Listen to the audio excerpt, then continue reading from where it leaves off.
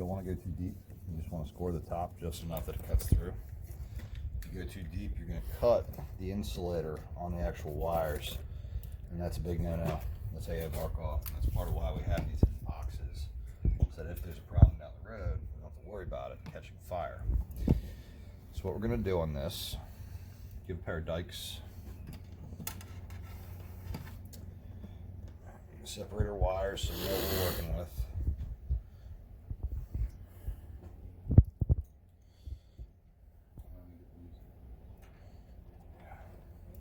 We're going to add a third extra wire right here.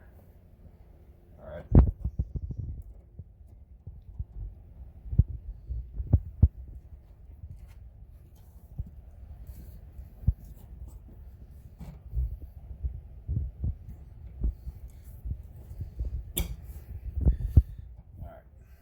Twisted, okay? Cut half of that off right there if we need to. As long as this all sits, we're good. All right. What's the point of the third wire? Jumper. Like another ground, sort of? Well, we want to connect all of this. All right. That's the point of this, is to make a solid connection that we don't have to worry about. So now we have this. We're going to push our ground all the way to the back, so we don't need that anymore. We have our jumper right here. Okay? Where's our switch?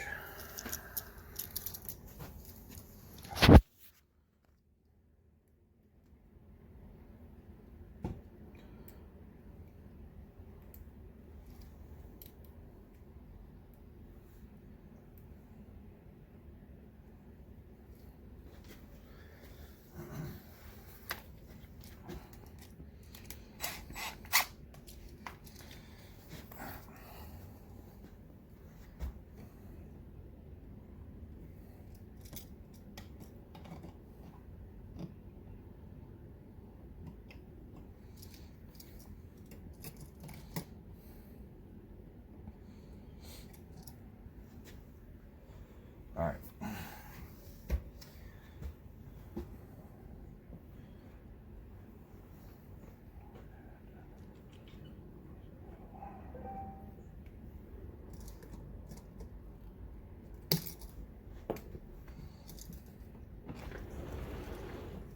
We're getting ready to head out. Yep.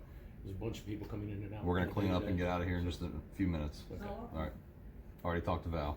Okay. Yep. I just want to get a couple of these done real quick, and then we'll be out of your hair. Okay. All right. Which brake you end up using? The one that was for this? I haven't even hooked up yet, so I had them run me an extra 5 feet down there, so I could go ahead and just tie in whatever I need to tie in, and then we were good. So once right. I get down there, I'll get down. Your exposure is double what it needs to be. Okay, so if we cut this in half, you see how the insulated portion is getting a lot closer to where we need to be. All right, on switches, we don't need to hook the white wire up to anything with this type of a switch. All right, and now we're also looking at our length, and the lengths are off.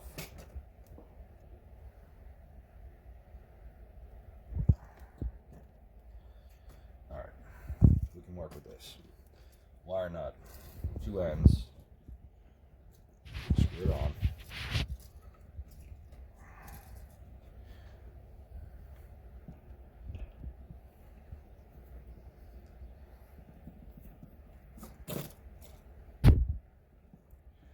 Twist it so that they don't move anywhere crazy. Double check your tightness and tension on that. Push it back in there, okay? It's not needed anymore. That one's just gonna stay there for eternity at this point.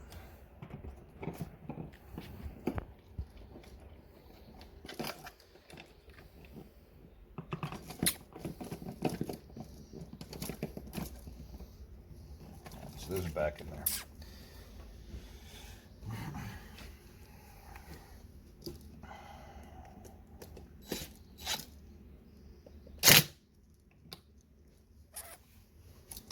Okay.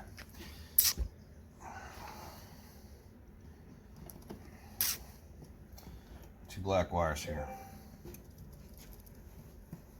Cut them the same length. See how they're now the same length? Yeah.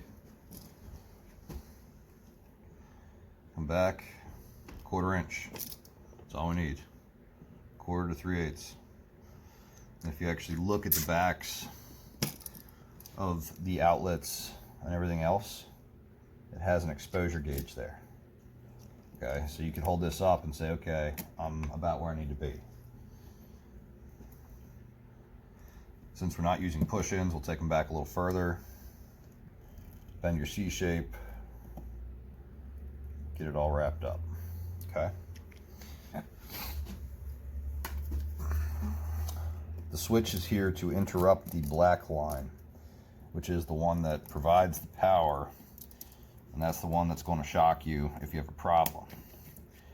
Okay, so all we're doing with a switch is putting a break between there that we can control. That's it. The white and the copper have nothing to do with it on these.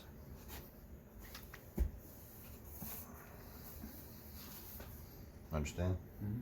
Okay.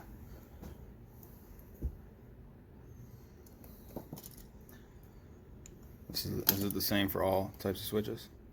Three-way switches are a totally different ball game, and we'll go over those later. Gotcha. These are standard switches for one specific point in the house, and that's it. So like a switch inside would be the same. Yeah.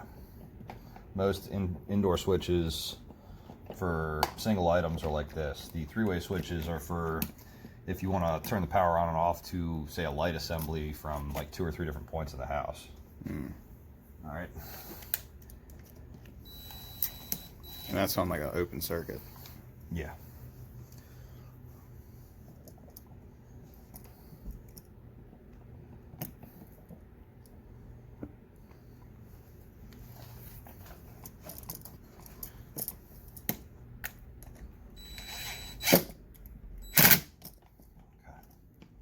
And we're done, right? Yeah, we just gotta loop our wires up in there so this all fits. If you really want to be an overachiever, you can put electrical tape around the outside of the terminals so nobody gets shocked in the future. And this one's done and ready for a cover plate.